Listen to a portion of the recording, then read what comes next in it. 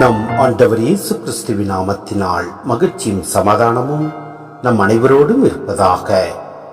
Mark 12:41 44 முடிய.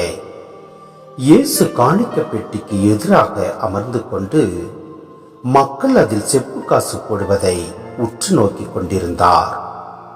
செல்வர் பலர் அதில் மிகுதியாக போட்டனர். அங்கு வந்த ஒரு ஏழை கைம்பெண் ஒரு குதிராத்துக்கு இணையான 2 காசுகளை போட்டார்.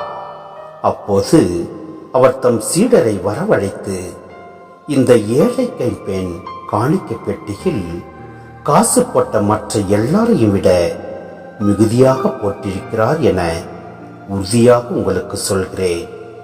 ஏனெனில் அவர்கள் அனைவரும் தங்களுக்கு இருந்த மிகுதியான செல்வத்திலிருந்து போட்டனர். இவரோ தமக்கு பற்றாக்குறை இருந்தும் தம்மிடம் இருந்த அனைத்தையுமே, ஏன் தம் பிழைப்புக்காக வைத்திருந்த எல்லாவற்றையுமே போட்டுவிட்டார் என்று அவர்களிடம் கூறினார். சிந்தனை: எருசலேமில் யூத தலைவர்களின் சுயநலப்போக்குகளை வெளிப்படுத்திய இப்பகுதி ஓர் ஏழை கைம்பெண்ணின் தியாக செயலுடன் முடிகின்றது. பரிசேயர் மறைநூலறிஞர், குருக்கள் ஆகியோரின் பகட்டுக்கும் மக்கள் ஏமாற்றி பிழைக்கும் முறைக்கும் நேர்மாறாக ஒரு ஏழை கைம்பெண் தியாக சம்மலாக காட்டப்படுகின்றார். கைம்பெண்கள் யூத மரபுப்படி ஒதுக்கப்பட்டவர்கள். இங்கு இயேசு குறிப்பிடும் கைம்பெண் ஏழையாகவும் இருக்கிறார்.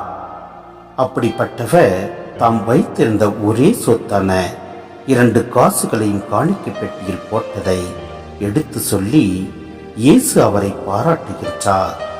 பொதுவாக ஏழைகள், பெண்கள் போன்றவர்கள் தியாகத்தில் சிறந்தவர்கள் என்ற உண்மையையும் நாம் ஏற்றுக்கொள்ள வேண்டும். எனவே நம்மிடத்தில் மிகுதியாக இருப்பதை நாம் பகிர்ந்து கொள்வதை காட்டிலும் நம்மிடத்தில் இருப்பதை நாம் பகிர்ந்து வாழ்வோம். எல்லாம் அல்ல இறைவன் நம்மை நிறைவாய் ஆசீர்வதிப்பார். ஆமென்.